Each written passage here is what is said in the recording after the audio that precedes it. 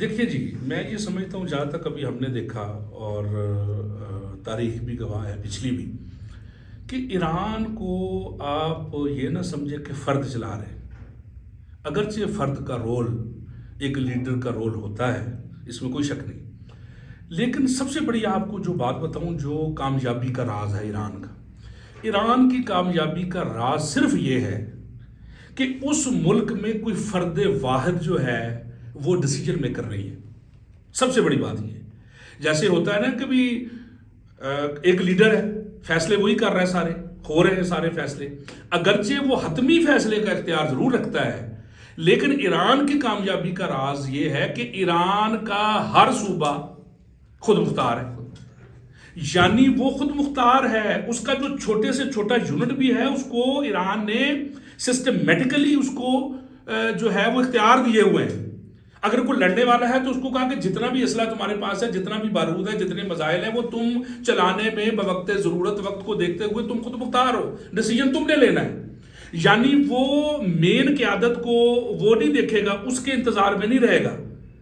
اس لیے یہ جو ایران کا یہ جو بانٹا گیا،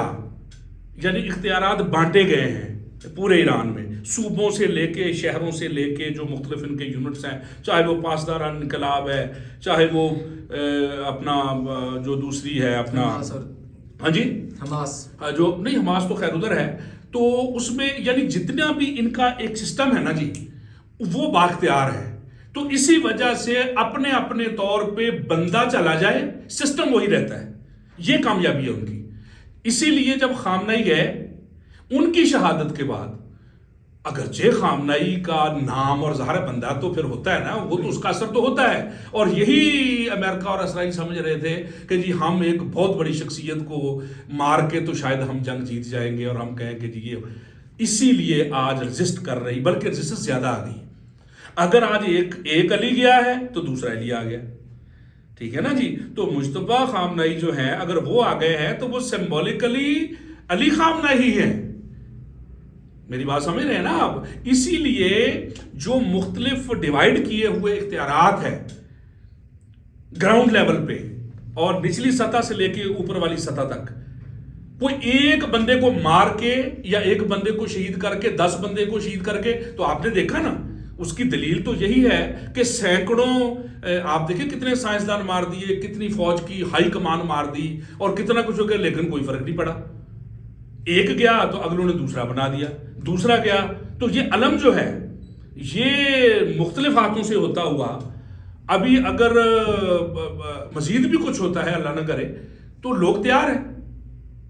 مجلس فرقان جو ہے اس میں 80 کے قریب جو ان کا ایک اپنا طریقہ کار ہے، وہ آیت اللہ اور مجتہدین ہے، اور وہی فیصلہ کرتے ہیں، انہوں نے ہی بنانا ہوتا ہے۔ تو ایبلٹی سب میں ہے، چننا ایک ہے، یعنی 80 کی 80 میں ایبلٹی ہے، آپ یہ سمجھیں۔ میری بات سمجھ رہے ہیں نا آپ؟ تو ابیلٹی ہے سب میں، تو بنایا کسی کو بھی جا سکتا ہے۔ تو اسی لیے میں یہ سمجھتا ہوں کہ ایران کی کامیابی کا راز ہی یہ ہے کہ انہوں نے جو ہے وہ اختیارات بانٹے ہوئے ہیں۔ ایک بندہ جو ہے وہ فیصلہ، بھئی اگر اس طرح ہو تو وہ تو پھر بنکر میں جا کے چھپ جائے، تو پھر لیڈ کس نے کرنا ہے، کس نے پیغام دینا کہ ابھی یہ کرو، ابھی یہ ہو گیا تو یہ کرو۔